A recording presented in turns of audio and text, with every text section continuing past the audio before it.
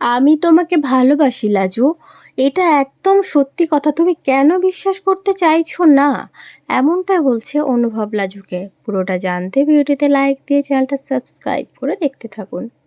কোনে দেখালো সিরিয়ালের আগামী পর্বে আমরা দেখতে পাবো লাজুকে অনুভব গাড়িতে উঠিয়ে একটা আলাদা জায়গায় নিয়ে যায়।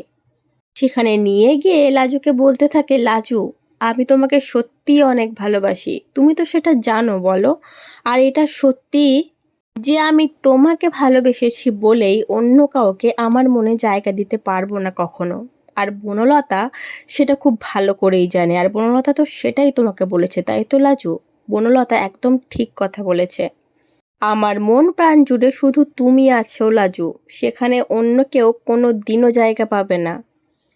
এই কথা শুনে লাজুর চোখে জল চলে আসে।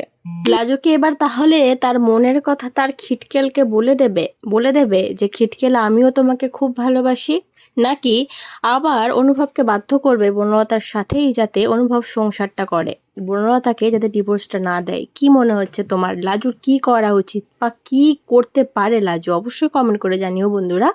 পরবর্তী আপডেট নিয়ে তাড়াতাড়ি আসছি, সঙ্গে থেকো, সাথে দেখো, চ্যানেলটা সাবস্ক্রাইব করে দিও। ধন্যবাদ।